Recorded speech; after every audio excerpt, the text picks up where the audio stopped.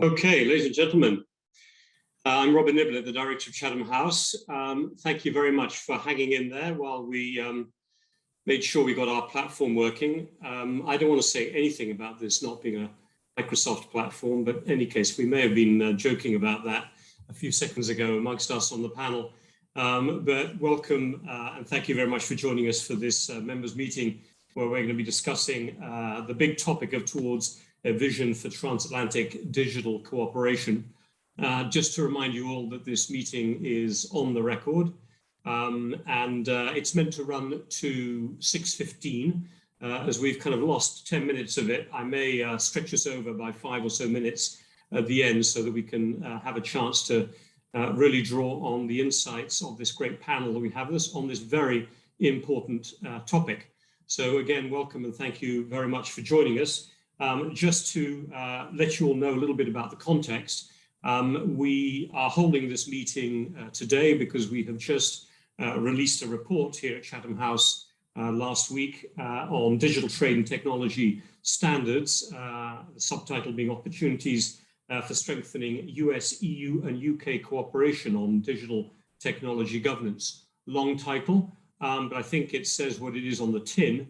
And as you can probably get by the three actors referenced there, US, UK and EU, it tries to capture a little bit of this interesting, awkward dynamic we're in at the moment of the United Kingdom kind of swimming around in between the big behemoths in the technology space of the US and the EU. I'm particularly glad, therefore, that we will also have a UK government perspective on this conversation, because it really is a very interesting time to look at the interaction between these three key players in the digital space. So as I said, we released this report, which I think you can find. It'll be in the chat, or the link will be shortly. And this report drew on a series of roundtables we held over the course of the year. And I'd like to thank, while I'm about it, Microsoft for their support also of this project that we were able to undertake over this last year.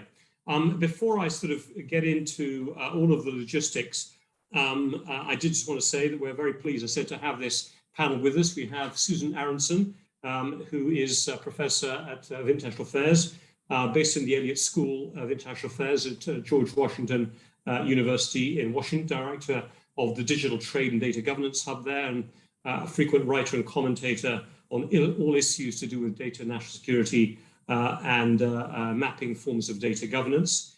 We've got, in alphabetical order then, Risktaking, who was appointed International Director at the Department for Digital Culture, Media and Sports in the UK. For those of you who are not British, you'll know that that's a bit of a mouthful as a name for a department, but it actually sits right in the middle of all of the UK's work on digital governance and digital policy. So it really is at the heart of this debate in the United Kingdom. Risk, we're very glad you could join us today. Somebody who's been working, really focusing on economic and international economic security policy in his time in government, but very importantly also involved in some of the Brexit negotiations, which touched on these topics as well. Anu Bradford, Professor of Law and International Organizations at Columbia Law School. Anu, welcome back to Chatham House. Great to have you with us. Also Director of Columbia's European Legal Studies Center. Somebody who specializes, I think you all know, on international trade law, but specifically focusing these days on the role of the EU and its play on international regulation, having written the book, The Brussels Effect, How European Union Rules the World, which came out in 2020. A wonderful provocative title, which we'll have a chance to dig into yet again on this conversation. And last but very much not least, Casper Klinger, Vice President for European Government Affairs at Microsoft, but somebody who I got to know in his last role before taking up this one, which was as Denmark's first tech ambassador, based in Silicon Valley, interactive between Denmark and a lot of the companies and other players, civil society organizations, working there on the West Coast on technology policy. And Denmark was one of the first countries to kind of spot the technology needed a capacity to develop its own diplomatic strategy and set of policies. He'd also been ambassador prior to that to Indonesia and had worked all of his career, in fact, in the Danish Ministry of Foreign Affairs, but now right in the heart of Brussels, and at the heart of this big topic that we're going to be dealing with today. So what I'm going to do is ask a few questions, engage in conversation. Let me ask all of you who are participating in this event, we do want your ideas, your questions, your thoughts through the course of it. Please put your questions into the Q&A function. We won't be able to see them in the chat, and we won't have a raise hand function here. We're going to use the Q&A. So please write your question into the Q&A, and we will get to you and get to it once we've had an initial roundtable chat amongst the five of us. Caspar, I'm going to start with you, if I may, with a couple of questions to kind of set the scene.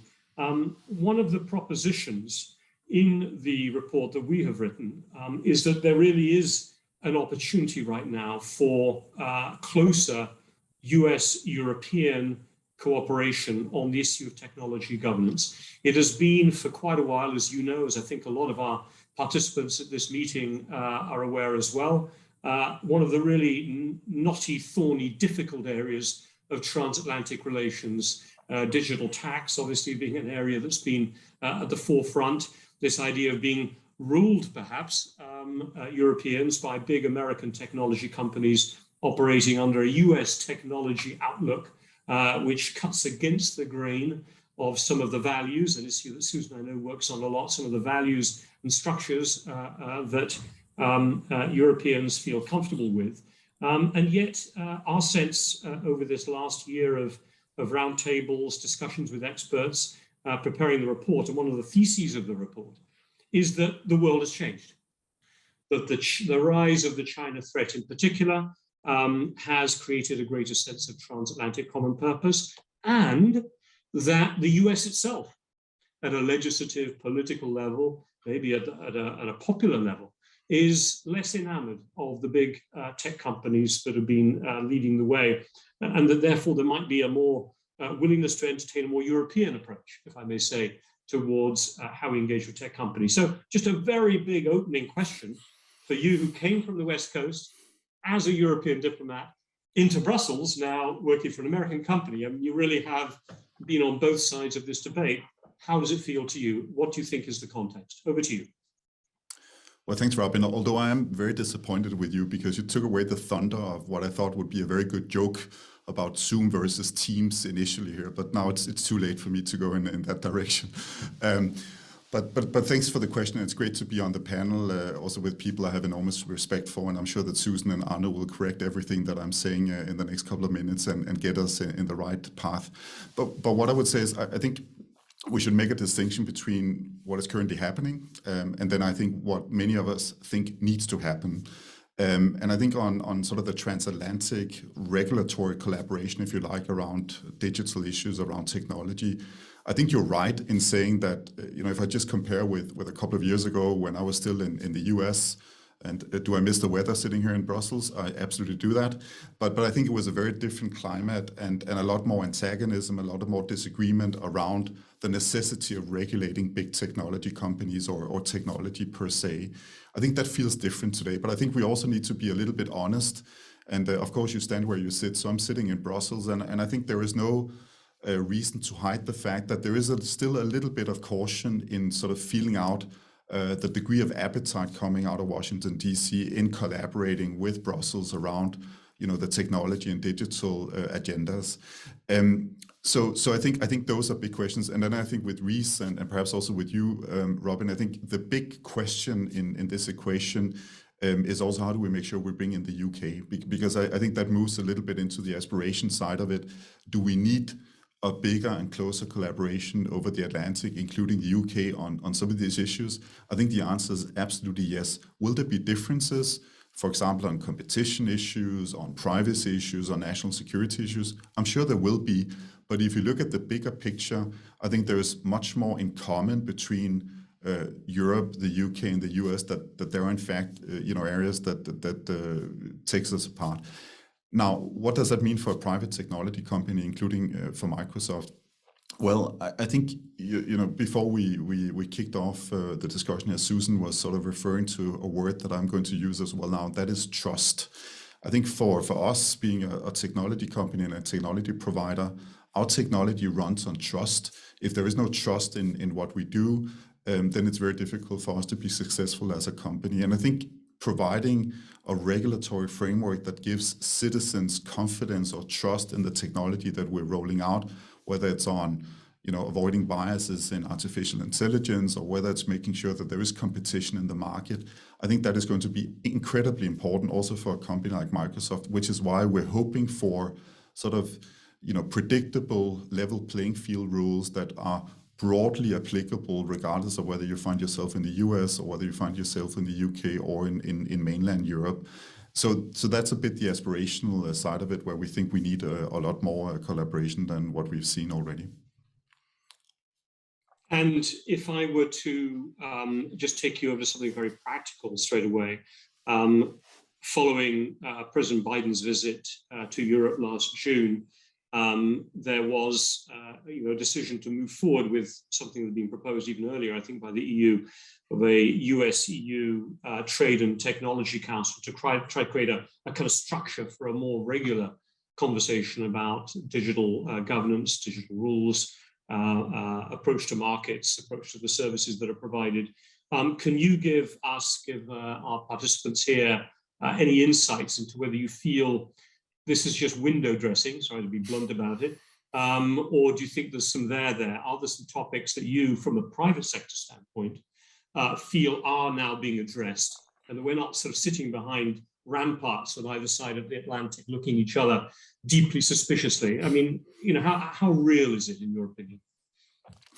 And I think it's a good question. If you allow me just one comment before moving there, because I think it's related. I think if you look at where especially Europe is right now, there is a lot of focus on the discussion around strategic autonomy or digital sovereignty, and I think part of that, frankly speaking, and being very blunt in this small group, is related also to what we've seen during the global pandemic, and has that been creating opportunities for technology companies like Zoom or for Microsoft? Absolutely. And of course, we wouldn't have been able to cope with the stresses of COVID had we not had access to sort of 21st century technology. But I think it has also raised, sincere and I think also valid concerns in Europe about the dominance of non-European Union technology companies in this sphere. And I think if we sort of look into the crystal ball of what's coming in the digital economy, it goes without saying that in terms of economic growth, job creation, those are areas where the technology companies are going to play a role. So I think for us as a technology company, the question we need to ask ourselves is, how can we give, the sovereignty to, in our case, European stakeholders in a way that they feel comfortable with what we're providing? And I think that has a lot to do with control. It has a lot to do with transparency. It has a lot to do with supporting sort of the broader ecosystem in our case in Europe. And that leads me to your question about the Trade and Technology Council. And I have to be very careful in how I'm going to formulate this. It goes without saying, but is this going to be revolutionary in terms of transatlantic collaboration? Well, perhaps not necessarily short term. Is it the only show in town right now? Absolutely. And I think we need to invest in the TTC. I think it came up from a good start after some initial, I think, discussions, and I'd be very interested in hearing from Susan and from Anu, because I think what we understood is also in Washington, D.C. in the administration, there were some considerations on how much to invest and how much to lean in on the TTC. I think that was removed in the first meeting in Pittsburgh, and we now have a number of different working groups involved in everything from sort of indirectly the regulatory framework to cybersecurity to broader competition issues. And I think the enthusiasm we're feeling also here in Brussels in the European Commission among those that are very transatlantically oriented is giving ground for optimism on where the TTC is going to head. And I think that's such an important vehicle for keeping the US and Europe together. I think the problem with the TTC is, of course, it doesn't include the UK. And I'll be very cautious in saying anything on Brexit, but I do think, regardless of Brexit, or perhaps even because of Brexit, we do need to find an approach with sort of three different components: the US, the UK, and Europe. I think we need that also from a global perspective. I'll have a chance to get to that with Riss in a minute, but let me just for the moment say thanks to Casper and just go over to Anu, if I might, because I think it was a word you used there about sovereignty. And Anu, coming to you, obviously this has been one of the leitmotifs of EU discussion, not just in the pure security sphere, but in the economic sphere, and especially in the last few years in the digital sphere. And I suppose the question I'd like to put over to you is one really about whether you think the EU is acquiring the right kind of sovereignty in the digital space, because I think the thesis that you laid out in your book, which is incontestable, is that the EU has been one of the most active regulators, certainly in the transatlantic space, of technology. And obviously GDPR, General Data Protection Regulations, have become synonymous with that capacity. But I suppose I want to ask you, because you get a lot of questions about it after your book on this topic, whether you feel it has become a sort of blunt instrument. I'm trying to think of how many people these days, when they get that little question, you know, do you want to accept these rules or not? Most of my friends just get the damn thing off my screen and they just click yes, whatever.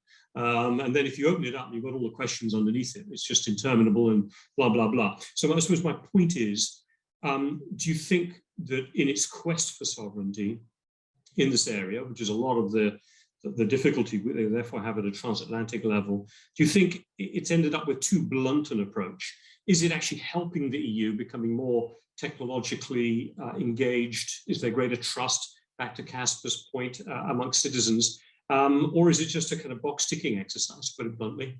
Where do you think we are on this, Annie? Very good. Thank you, Robin. I'm delighted to share this conversation with this wonderful group and your listeners. So I hear two different but related questions, and let me take them in order. So one is this idea you talk about whether the EU regulation is a blunt instrument and a box ticking exercise. I think there are legitimate concerns that the EU has been successful in generating a lot of regulation, but whether that regulation actually has been effective in changing the marketplace. Do we actually have much more competitive marketplace after imposing 10 billion of fines against Google? Even if we have the GDPR basically taking over the world, are we really enforcing the GDPR in the way that we see much enhanced privacy? We know that internet is still flooded with disinformation and hate speech. So I think one of the big questions for the EU is that it's not that some are worried that there's too much regulation. I think we could say there's probably too little regulation, that the EU needs to double down and follow through. And it actually needs to make sure that that enforcement is really backed up by effective enforcement. So that's one comment. And I think we're really seeing this is a pivotal year to look at the rollout of the Digital Services Act, Digital Markets Act, which are really examples of trying to take it up a notch and try different tools, gain new powers to regulate in more pervasive ways. So I think that's really a test case for the EU. And in particular, I would say this is an important test case because we see China cracking down on tech giants. And one big question is whether these tech companies actually are any more governable. And we have a question, ultimately, do the tech companies win or the government wins? And I think the safe bet might be that in China, the government will win. But the test is whether there's a democratic governance model that actually can rein in the tech companies. So that's one. But let me now take on directly the question of sovereignty.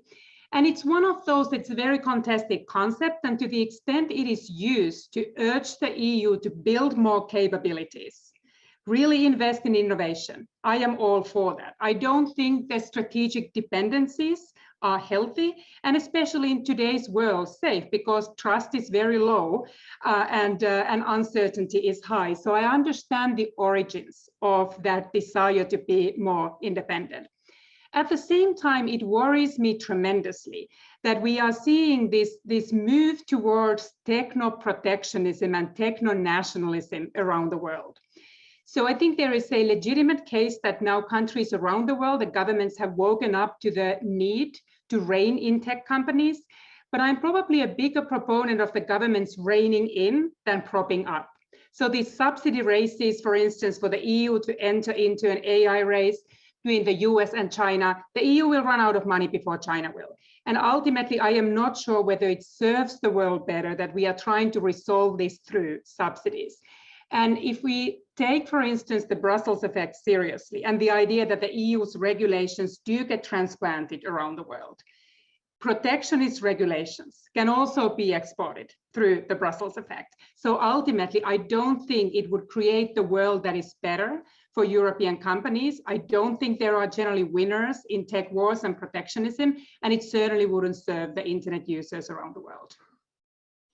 Look, very clear answers. I mean, can I ask you just one immediate follow-up, which is, do you think the Digital Markets Act, let's focus on that one, on the DMA itself, is pointing in the right direction from what you see currently? In other words, is it going to end up potentially reining in market dominance of US companies, or will it also, by creating a more competitive marketplace, potentially open up opportunities for European companies to start to take in that space? If it's only the former, yeah, then it isn't necessarily, in the end, helpful to Europe as a whole. So when you look at the DMA, how much is it focused, do you think, on helping incentivize a more helpful ecosystem for European companies to take root, to be able to compete with their big American counterparts in particular?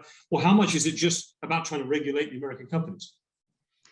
So ideally, there's a connection between the two, that by regulating the biggest players that happen to be American companies, sometimes really hard to know whether the EU is going after them because of their size or because of their nationality. But there are many smaller US companies, for instance, that are egging the EU on and asking explicitly the EU to be very stringent and try to shore up the regulatory landscape vis-a-vis the US companies, because they are the biggest market players. But at the same time, I don't think that simply by reining in the largest tech giants will be enough for the EU companies to compete. There are many other issues that European Union needs to do in order for there one day to be a Google of Europe and Microsoft of Europe and Facebook of Europe. But I don't see, many people are saying that it's the regulation that keeps these European companies down, and we now need to just level the playing field. I think we need to complete the digital single market. We need to complete the capital markets union so that these companies can actually raise funds and grow in Europe as opposed to being acquired by one of the tech giants. We need to have different bankruptcy laws that actually incentivize and allow for risk-taking and a different culture of entrepreneurship. And we need to shift our policy when it comes to immigration, because a lot of the success stories behind these US tech giants is the US's ability to attract the best tech entrepreneurs from around the world. So I would like to sort of debunk this myth that regulation is hampering the EU, and there would be this kind of desperate, envy-driven attempt now to level the playing field by targeting specifically the American companies. I am hopeful that the DMA will provide tools that actually will challenge these companies to rethink and develop different kind of business model, where the downsides of the current business models to the competitive marketplace have become an obstacle to better competition. But again, a lot comes down to how will this be enforced and what kind of market will it generate in Europe in the end. I was thinking of bringing in Risk now, but actually I think given on the comments you've just made now, it'd be better for me, Risk doesn't mind, just to actually fold over to Susan, because I think these big questions about what it is that the EU is trying to achieve, its ideas of sovereignty and so on, are going to be quite relevant to try and understand what is driving current thinking in the US, and particularly the Biden administration, which came in with seemingly a very different approach, a kind of desire to try to respond both to popular and in some cases congressional demand to impose some greater controls, I suppose might be the right word to use, on the US tech industry. Susan, can I come to you, and can you give us a flavor of where do you think the debate is right now in the United States, and in particular in Washington, and this administration, about making its own adjustments to what has been an incredibly free market approach to allowing the rise of these companies? Brand new thinking, which is being led by the National Economic Council and not really by Congress. the Biden administration wants very much to create a new template for digital trade. And that template allegedly will be focused on the labor and user issues. The problem is that that template can't go anywhere until Congress gives fast track authority and directions as to what the legislative priorities for negotiating digital trade should be. Moreover, unfortunately, Congress is sending very confusing signals, right? Because there is yet no personal data protection law, despite multiple frameworks. There's no unified bipartisan approach to regulating the tech giants. And I think there's a real misunderstanding about what data is. And if I may segue to that point, when you were asking Anu about the conception of sovereignty, I just want to say that I think almost every model of how we think about these issues is totally out of date. Who is sovereign over data, right? Which is at the root of all these sectors. Who is sovereign over personal data and who is sovereign over non-personal data? And then in order to answer that question, you have to assess what is data. So what is it? Is it a quasi-public good? Is it a proprietary good? We need to think about these things very coherently in order to decide what is protectionist and what isn't. And because I think about that, I think the current models of thinking about how you regulate, whether it is digital trade or whether it's competition policy, is totally out of date. If I make one final point, it is that these models also ignore the needs of users, which users are feeling less and less trust online, according to polling data, which I understand can be very unreliable and biased. But I urge you all to think about the role of trust online and how important that is. And we are not addressing user concerns, which are not about consumer welfare or malware or spam today. They're about online harassment. They're about internet shutdowns. I could go on and on. It's also shocking to me how much we ignore technological change. The metaverse is upon us. I shouldn't have said the metaverse. I should have said increasing use of immersive technologies. Who is sovereign over that? And what kind of rules should take place? That's what I think we should be talking about, both for digital trade agreements and for regulation. Well, again, let me just do one follow-up to you in that case, Susan, because actually I also find this question of sovereignty fascinating, because maybe as a European, I sense a sort of inbuilt desire amongst individuals to have a greater sovereignty over their own data. Right, Words, exactly. don't necessarily want either the companies to have a sovereignty, or for that matter, or the countries or the governments. Is how can we move to a position where there's greater individual sovereignty? So, might that be a place where there is a bit of a bridge between US and Europe? You said that the loss of trust in the United States about online harassment being sort of ejected from certain online platforms, how your data is being used, especially if we get into the more immersive worlds. Do you sense there's been a sense that in a way the companies could do whatever they wanted, if I can put it that way, because there wasn't the demand at the private level? But do you think there is a greater demand emerging in the US, which will filter up then into the political system for people to have greater control over their own data? And is there any moves to be able to respond to that desire in the US? Because if there is, then I think we've got a bridge over to Europe. But just tell me what you think on that. Well, a couple of things. I think there is a widening consensus between democracies, whether it's Brazil, whether it's, and maybe the current leadership is a problem, but I think citizens who live in democratic societies understand that the openness of their society is leading to all sorts of problems in terms of their own personal data, and that a business model built on surveillance and prediction is inherently dangerous to democracy and to human autonomy. And but does that motivate people? People say they care about personal data protection, but they don't act it. And I just cite as example, Facebook, which I think is the most dangerous in terms of misuse of this model, is increasing its user base, especially older users in Europe. And whereas it's declining in the United States, and that's why Facebook realizes its future can't be as a social network, it needs to be as something else. But I don't think, like you're asking me about a current approach to how we regulate. And I would say what we need to do is widen the Tech and Technology Council, although I understand that's very difficult to do. But I work for a Canadian think tank, and I can tell you the anger that I hear about not being a part of those discussions is quite infuriating. Mexico, the same. I would imagine the UK feels the same way. I think you hinted at that.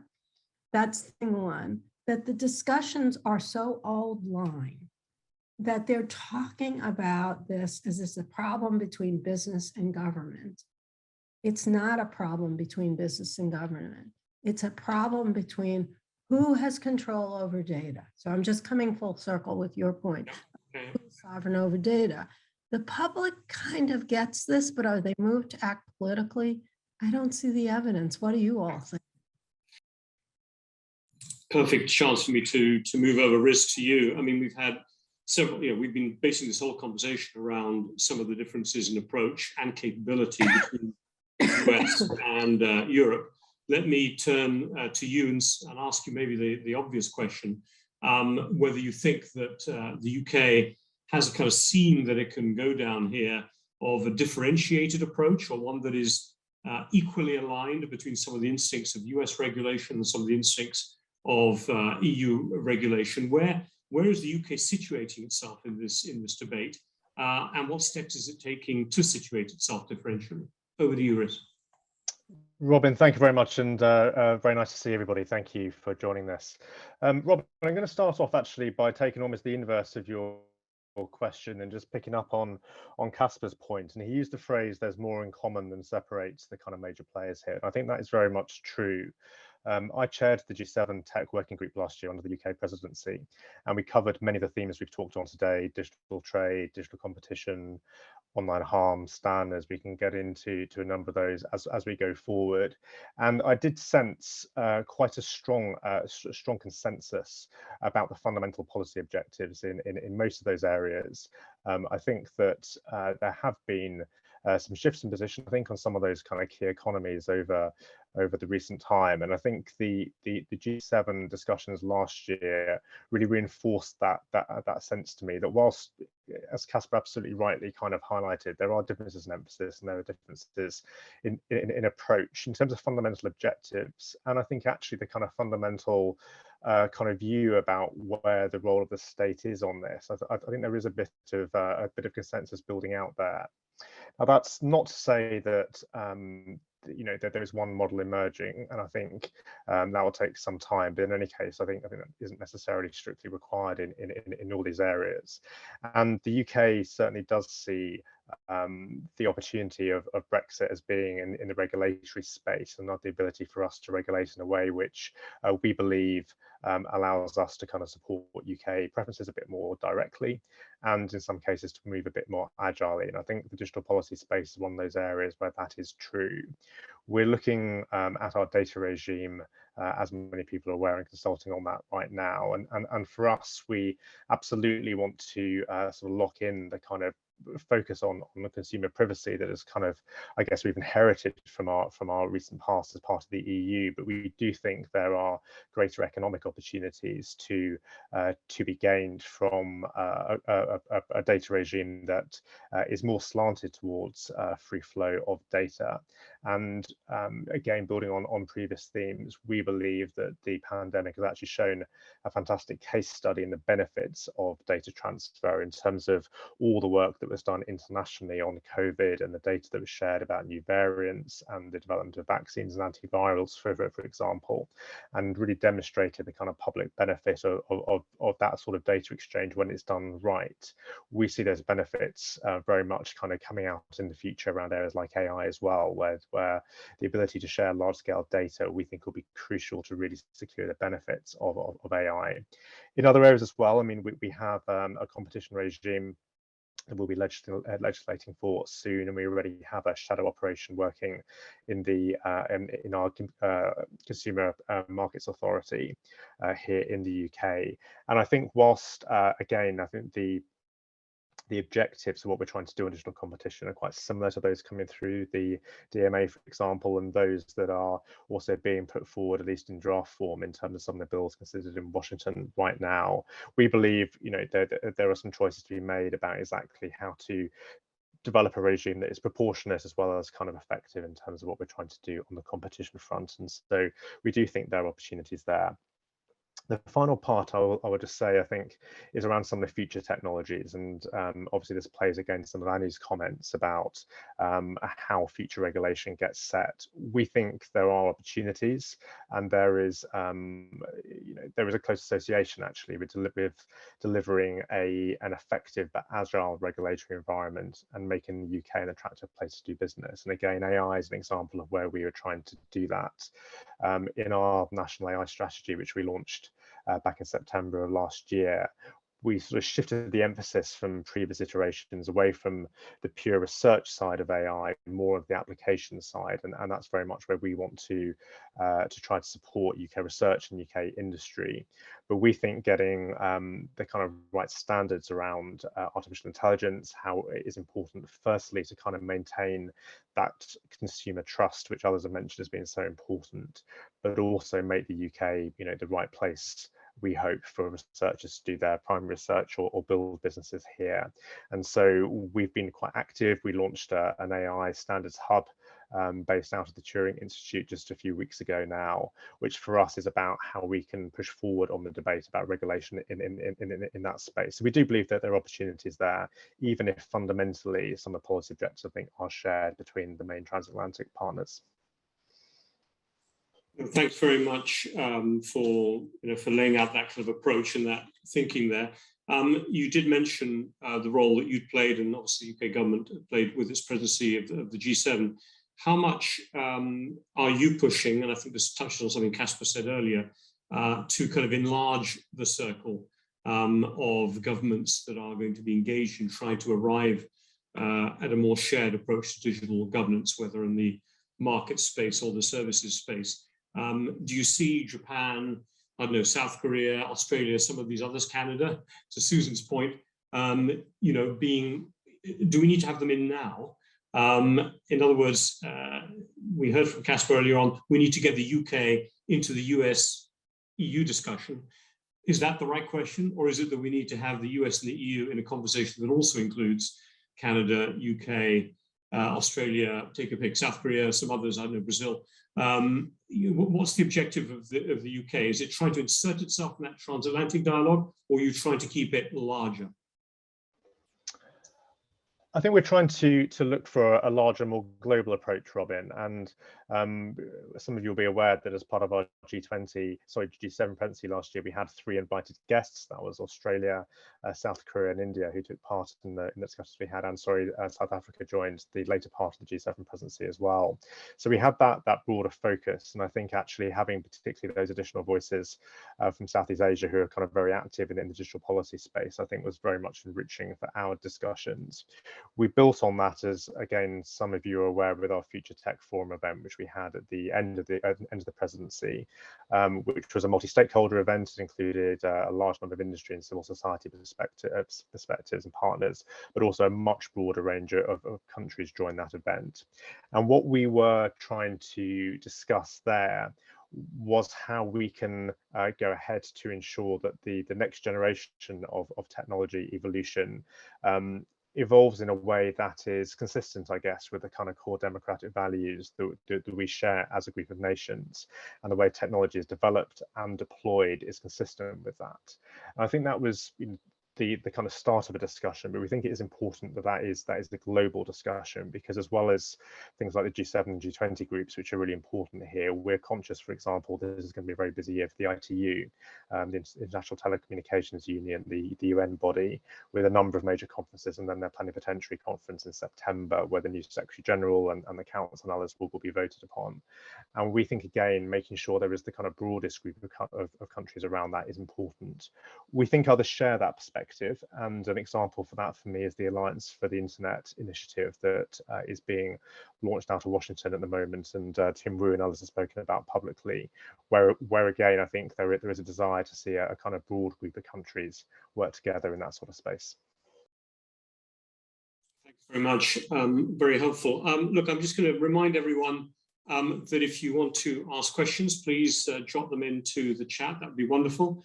And I'll come to, I've got one up there already, but I'm going to come to it in a minute to see if I can just follow up on a couple of other quick points. First of all, with people, one of the topics that we focused on in the Chatham House paper, the two areas where we were looking at capacity for closer US-European cooperation. Obviously, one is in the trade space, the trade in digital services, in digital products, in digital data, I suppose, in that sense as well, and the capacity, therefore, for companies to be able to share data across the Atlantic in order to enable that trade. Andrew, just turning to you, could you just share where you think we are in this environment where we're hoping there's a little bit more convergence across the Atlantic? We've heard it, I think, from all of the comments today. Where we are on this issue of data and data privacy and data protection, which still remains, as I understand, a real sticking point across the Atlantic with the so-called Schrems II regulation, which you can explain to our participants here for those who don't know it. I mean, that is still a real sticking point, is it not? I mean, you know, do you see any chance of because if we're still stuck on how you protect individual data, then a lot of the issues we're discussing here, including in the AI space, are going to be moot. So how optimistic are you that we can have some breakthrough in that area? So Robin, I think you're absolutely right that it remains a major sticking point, and it's one of those more intractable conflicts. And I would draw a distinction. There are two different types of issues that the Europeans worry about when it comes to transferring data to the US. So one is the data in the hands of the US companies, so the kind of surveillance capitalism. But the second one is data in the hands of the US government. So this is the post-Snowden revelation concerns that what happens if the US national security apparatus gets its hands on the European data. And this is for those who are not familiar with the Schrems I and Schrems II. These are decisions by the highest court of the European Union that basically halted, invalidated the agreement that was the basis of data transfers between the US and the EU. And the reason was the concern that there is no adequate, equivalent level of protection for European data that the Europeans are enjoying when that data stays in Europe. So really it was and it was in the post-Snowden era when the extent of the US surveillance and its connection to European data was revealed. And this is one of those issues where both the US and the EU governments want to make progress. There are compelling reasons to transfer data across the Atlantic. It has economic significance. I think Riz was pointing on in terms of dealing with public health crises. We do need to find a way to do this in a sustainable way. But at the same time, even if there was some kind of a political consensus that we would get to a point where we agree and negotiate yet another agreement after two have already been invalidated by the court, the question is, can we actually reach the kind of agreement that will withstand the strict scrutiny by the European courts? European courts are not negotiating. That's not part of the diplomatic sort of process that they are part of. They are evaluating the impact on the fundamental rights of European citizens. That's not the same thing as striking a political compromise. So I think there's a deep skepticism that currently today's political climate would, for instance, make the US comfortable reining in its surveillance state and sort of rebalancing surveillance and privacy in the way that would satisfy the bar set by the European courts. So we continue to operate under some degree of uncertainty on these standard contractual clauses, for instance, of the kind of, it's not a temporary arrangement, but the companies need to basically come up with the set of protections that they guarantee when they engage in data transfers. But those are still more vulnerable. It doesn't provide the same level of security that the earlier Safe Harbor Agreement or the Privacy Shield Agreement did. So I am not optimistic that there is any quick, easy solution that would have already emerged. And at the same time, I think Europeans are struggling with these questions of how do we combine some pressures for national security needs some terrorist attacks that we've had on European soil. How do we think about encryption of data? How do we think about data retention? So it's one of those issues where I see the continuing transatlantic friction to continue. That's super. Thanks. Look, I'm just going to do one more. Casper, I wanted to come over to you quickly with one more question, which I suppose is connected to what Anna was just discussing there. And I think we've all seen in the news this dispute going on right now between the European Data Protection Supervisor and Europol about precisely this issue about security and how long personal data can be kept for national security reasons by European security agencies, never mind the US. So as I think Anna was saying, that there are very different views even inside Europe on these topics, or between different camps, if you can call it that. Could you just say a word or two about data localization, Casper? Because this is a phenomenon that when it was first discussed, everyone said, oh my God, it's something the Chinese are going to demand, or the Turkish government or others. It was considered so out there, that companies would be forced to keep all of the data just inside the boundaries of where the citizens lived, if you see what I mean.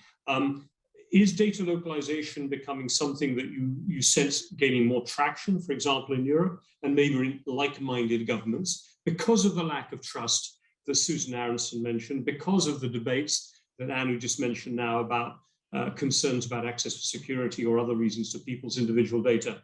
Where is data localization, and where does a company like Microsoft see that? Does it make any difference to you? We can live with it if that's where we're going, or is there going to be a real blockage to the more integrated and collaborative approach we're talking about here, at least between the US and Europe? Yeah, I think that's a great question, because it actually goes into the more practical dimension of the digital sovereignty debate, and also, frankly speaking, what we're experiencing also with our customers, both on the public and the private side. Listen, I think what Arno described is something that I would completely adhere to. I think we're hoping for a quick solution that would enable, again, without any questions, data transfers between Europe and the US. Is that very likely? I don't know. I'm certainly hoping that it will be, because I think there's a fundamental misunderstanding around the data transfer debate, not in all quarters, but in some quarters, that this is primarily a problem for US technology companies. So it's a US phenomena. And I think it's so important, and it goes a little bit back to what Susan said before about the role of data in the 21st century, and not least in the years we're in right now. I mean, this issue about data transfer is as much a problem for European companies as it is for a US technology company. So if you are a German car manufacturer, I can assure you that data transfer is absolutely essential when you look at, predictable maintenance, when you look at, different components development, when you look at autonomous driving, you're so dependent on the transfer of data. And I do think we need to find a way forward. Now, GDPR was very much focusing on personal data. We now have two pieces of regulation coming forward in Brussels, the Data Governance Act and the Data Act, which is basically sort of handling non-personal data. And if you allow me to be a little bit positive and optimistic, and Robin, you know me well, it doesn't come natural for a Dane and for somebody who's used to be a diplomat. But I think what gives me a little bit of a ground for optimism is that both those pieces of regulation is actually focusing on the opportunity of data. It is acknowledging that we have to become better at facilitating data transfer, of course, in a safe way, in a way that respects privacy, but fundamentally enabling European companies to do better in the digital economy by utilizing the transfer of data. Now, and this is, I think, where the discussion becomes a little bit schizophrenic, because then enters the digital sovereignty discussion, and you're spot on in saying data localization is a thing that we are being confronted with on a daily basis. So the desire for customers to have better control or better perceived control of data by having us commit to storing data in specific areas. And we actually did something last year where we established what we call the EU data boundary that gives our customers the opportunity to not only store data in Europe, but also to process data in Europe. Now, does that mean that we were not already living up to all commitments? No, we were completely living up to all commitments, all regulation. But I think this is where the psychology comes in. Now, what I would say, and it's sort of a slightly broader discussion, and if you allow me to bring in cybersecurity, because I think it's an important part of it as well. Is there a contradiction between Europe focusing on protection and Europe focusing on connection? And I would say absolutely not. And I think that's part of the discussion where we're hoping we can interject a little bit of sort of insights also from the technology side, because what we're seeing, for example, around cybersecurity, including what is happening a little bit towards the east these days, is there's something fundamentally logical about if you want to protect yourself, you pull things closer together. And if you look at data, you put things into your basement, into an on-premise server. The problem with the digital world and the virtual world we're living in today is that that actually gives less protection against these sophisticated attacks that we're seeing unfolding. So the best way to enable also a company like us and many other technology companies to offer state-of-the-art mitigation technologies, in fact, moving towards the cloud. And if you want me to be a little bit sort of provocative, although I'm not going to be very provocative, but I think the concerns I would have both as a European, but also representing the company that I do, is that the digital sovereignty discussion across Europe can turn into a bit of an obstacle, for example, of applying cloud technology at a moment where Europe is actually trailing behind globally, trailing behind North America, trailing behind Asia in terms of adapting the cloud. And I think that would be problematic for small and medium-sized enterprises that could have access to cheap state-of-the-art technology. But in fact, it's also problematic in terms of defending your societies, your critical infrastructure from the cybersecurity attacks that we're seeing going through the roof these months. So I think this is where the operational side of the digital sovereignty discussion raises a few concerns, and where I think we need to have sort of a better discussion between the private sector and the public sector. Very interesting. Look, I'm just going to bring Susan in and want to come very quickly on that point. I'm going to call on 3 people who've asked questions to see if I can get them, just warning you to unmute if you're comfortable in a minute. My colleagues will be in touch with you. And then also I want to come to Riz at the right moment to talk a bit about the standards issue, which is so important right now and was the other main focus actually of our report. So somewhat in that order. We've got about 15, 20 minutes to go. So I think we're doing well. But Susan, over to you quickly on data localization first. Thanks so much. So in terms of data localization, I think it is increasingly a function of the demand for data sovereignty. I do think that, as the Internet of Things and smart manufacturing becomes ever more important, what we're really talking about is, personal data. And so we're going to have to figure out how much of smart manufacturing, how much of IoT stuff is actually personal data. I can talk about that more at another time, but that said, guys, I really think although data localization is on the rise, it is a nothing as a barrier to market access compared to internet shutdowns. A nothing. Every time India turns off the internet, 1.2 billion people at least are offline. And that is huge for market access. And I don't understand why trade agreements don't discuss that. Censorship would be another issue.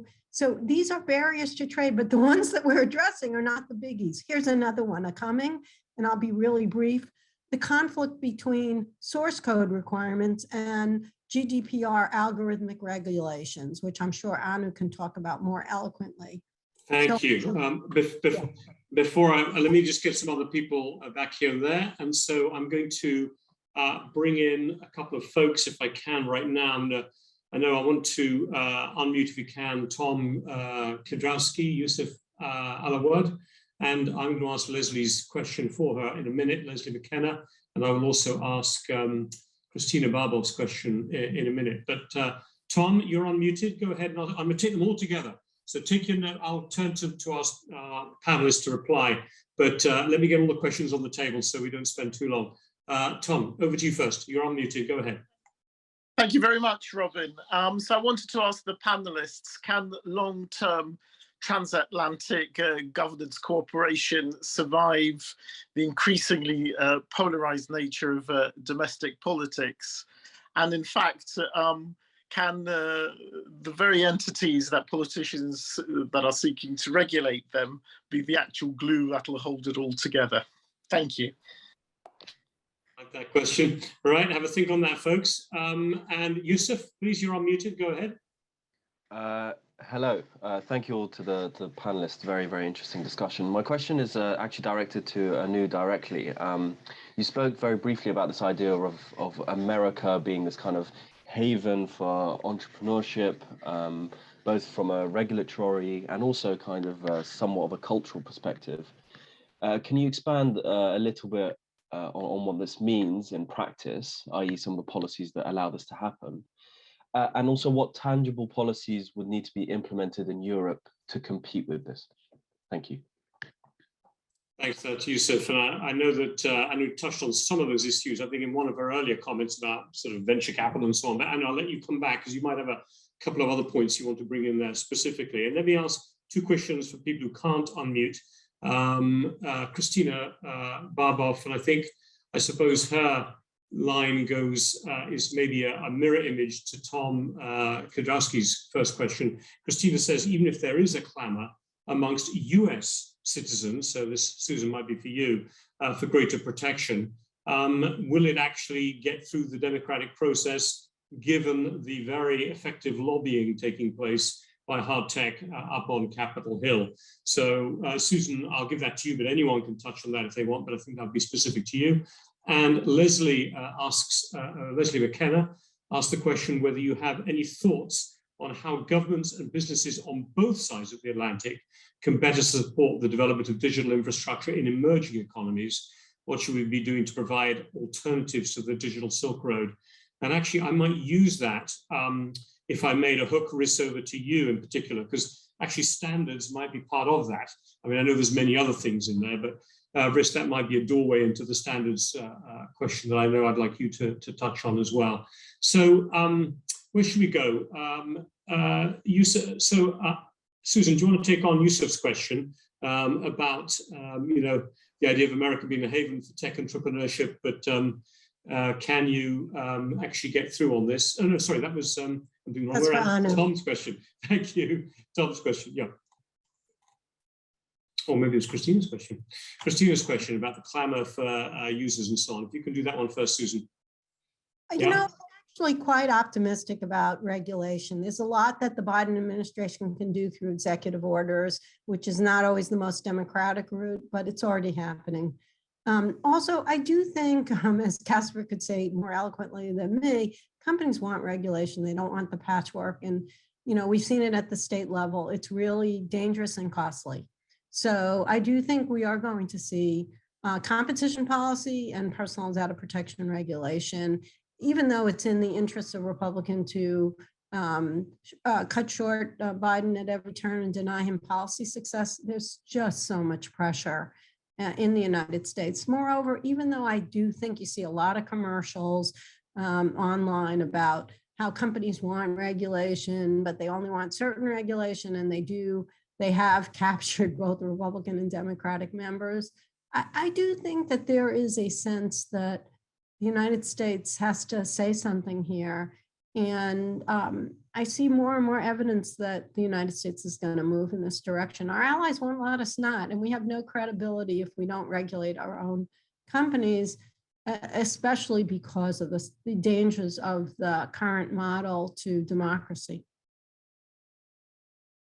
Good points. I'm going to keep moving through so we don't lose time. Actually, Anu, would you mind taking on Yusuf's question there about, yeah, well, you've got it there in front of you, so I won't repeat it again. Over to you. Absolutely, Yusuf. Thanks for a great question. So I think I talked about the risk-taking culture. And I think where the Americans beat the Europeans is the mix of ambition, confidence, and appetite for risk-taking, which all has served America well. There are spectacular failures, but that also then nurtures those successes. And that is part of that is culture that is harder to replicate. But in part, there are laws, like I was mentioning, bankruptcy codes that make it fatal to fail. And I don't think failure is fatal. In the US, well, you just then go and raise money for your other venture. It at least shows that you're trying hard enough. So that is one example. And let me maybe go a little bit deeper to illustrate one of my favorite topics that I raise when we talk about this issue is immigration. And if you think about then the US talent, it is not all US talent, but it's also the US has the best universities and the deepest pockets then to fund the innovations. And there was an interesting statistic that I came across when we were trying to measure the AI capabilities. And there were these researchers that looked at one of the most selective AI conferences on deep learning. And where do the submissions that get accepted? There was a 20% acceptance rates. Where do they come from? And 60% of those came from the US institutions, Google being number one, Stanford University being number second. And against this 60% coming from the US, there were 11% coming from Chinese institutions and 10% from Europe. But if you look at then the undergraduate degrees of those researchers that now work in those US universities and US companies, 29% had an undergraduate degree from China. So they were the leading ones. American undergraduate was the second one, 20%. And European undergraduate degree was 18%.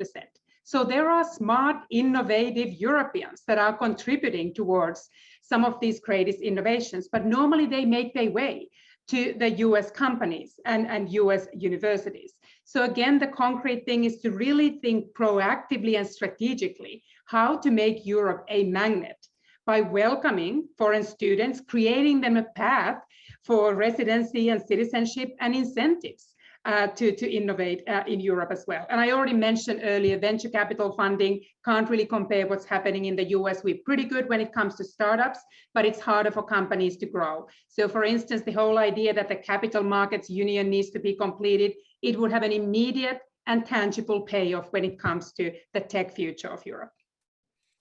Thanks very much, Anu, for that. I'm sure that maybe there are a few people in London at least hoping that the EU doesn't resolve that problem so that the UK can carry on perhaps making its own moves forward. But I return to you now, Riz. I mean, maybe just use the doorway, if you want, of Leslie's question about what are we doing to provide effective alternatives to initiatives such as the Digital Silk Road. But if you wouldn't mind also just tipping over to the whole issue of digital standard setting, which we know the Chinese are very focused on right now, and where, you know, how we can, in the UK and like-minded countries, can make sure the right standards are being incubated for the long term. Over to you, Riz. Thank you, Robin. I'll start at the standards piece and actually move out to the kind of the development question.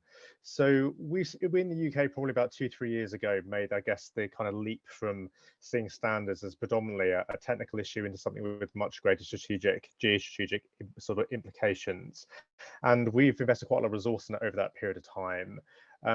We saw, I think, a real change in the global debate around this, in my view, around the introduction of the new IP proposals about 15 months ago into the ITU, which I think acted as a wake-up call for many democratic countries about the risks of actually not being more active in the kind of standards environment. And there's been I believe, a much greater desire to cooperate and coordinate in the time since. And the G7 last year was an example of that, but there are kind of other initiatives as well, I think, about where we're trying to get together. I think there are some commonalities of approach, and one of the key things I think that there is a consensus around democratic partners is this is a multi-stakeholder space, and actually the vast majority of this activity is led by private sector firms with other private sector firms, and so the role for government is by necessity, I think, a more limited one. But I think there is also a sense that there is a role for governments, for the public sector, in a sense, to give a clear sense of what we see, the core values, the core vision that we see that standards can essentially be consistent with. And in my belief, the kind of Alliance for the Internet proposal I mentioned before is a kind of example of that, about where there's a conversation around how values can shape a kind of standards environment. More directly about the kind of the kind of issues around the Digital Silk Road. I mean, just one particular example I'll give here. We're doing a lot of work in the UK around telecom standards, and that's partly driven by what we're calling our telecoms diversification agenda. There's a major security element to that as well, but there's also an economic component. And our sense was the consolidation of the telecom supply market around quite a small number of producers, including Chinese producers, was not good for the market either. And so by driving standards, in this case, the Open RAN standard for radio equipment, is an opportunity both to try to achieve security benefits, but also make the market more competitive. And I think that will actually give countries in Africa, countries in other places around the world, a greater choice of more cost-effective products, but also products which come from a variety of sources, and that will allow people to make choices of that sense as well. So I think there is a link between security and the economic. I think standards is a way to kind of drive that through. Thanks. Many thanks, Riz. And that, I think that connection is really interesting and should be a source of common approach, if I can put it that way, as we go forward.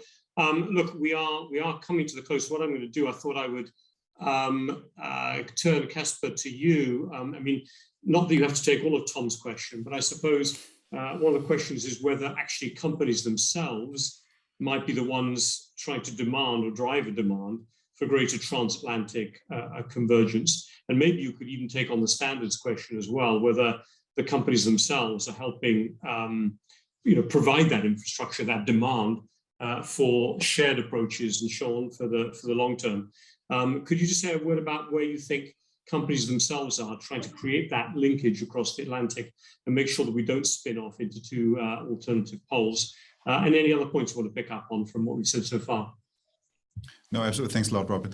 Perhaps I should try and throw myself into a very, very dangerous place by saying a couple of words on why I think actually corporate affairs or lobbyism is not necessarily only a bad thing. And of course, that's sort of part of my job. But it goes back to the question that Christina had in the Q&A. Because I do think there's an important part of the work that we're doing in trying to bring the private sector closer together with governments or together with regulators. And you were kind to refer to the job I had in a former life.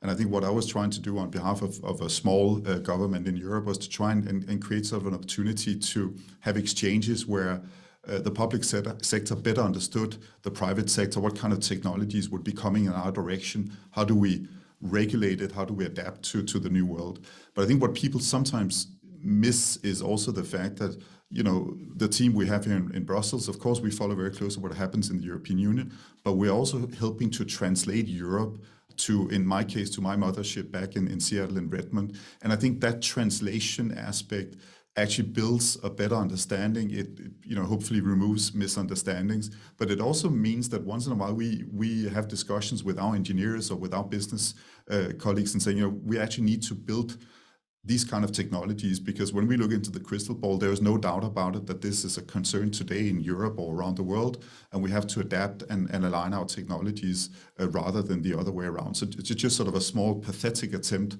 of trying to defend the role of having sort of ambassadors in both directions.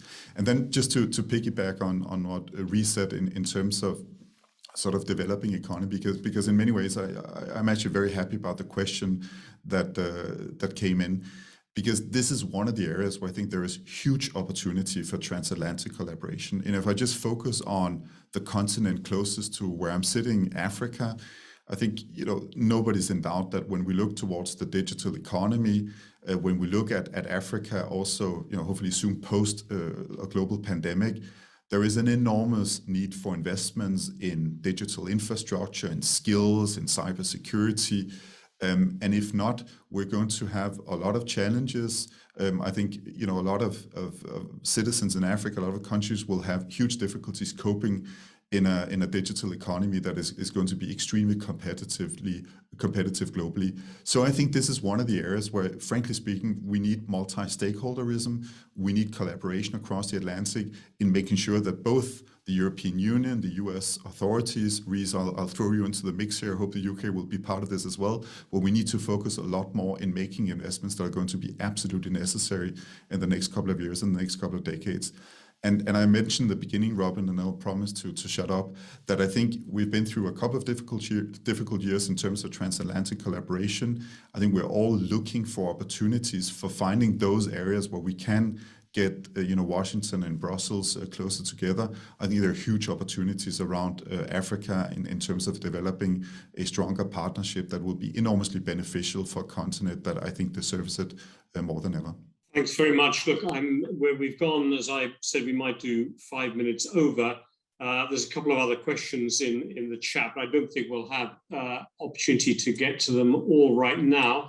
But I'm just noting Elizabeth Shaughnessy's question about following up to Susan that maybe US legislation might actually be able to address some of the surveillance questions that the EU is concerned about.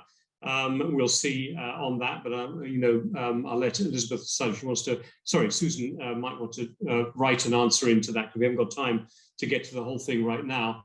What I did want to say was a big thank you to our panelists, our 4 panelists, for addressing what is a massive subject, both with, how can I call it, strategic perspective, but also some really good precision on very specific examples and how we can make things better and the kind of initiatives that are being undertaken right now.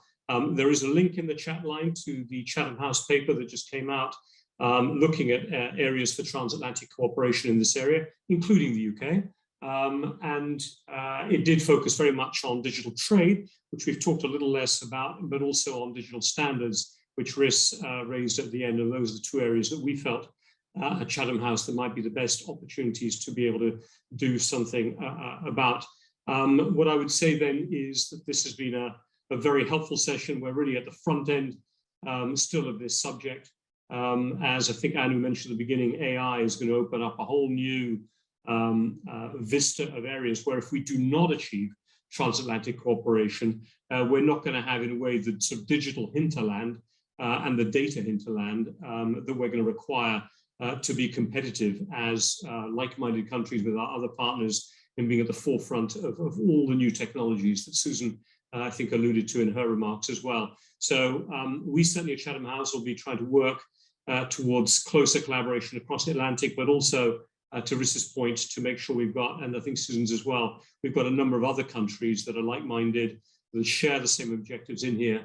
And I'll finish by saying right at the end, Casper's comment that we need to include African countries very much in that mix, I think is spot on. And the inclusion of South Africa, even if it was just one African country in the G7 summit on this back in June, was an important nod, at least in that direction. Long may that continue. So thank you very much, everyone. Thank you, everyone, for joining us. Apologies for the slow start, but a very quick end with wonderful comments by everyone. We look forward to keeping in touch. Keep in touch with us. We'll keep in touch with you. Thank you, speakers. Till next time. All the best. Thanks, everyone.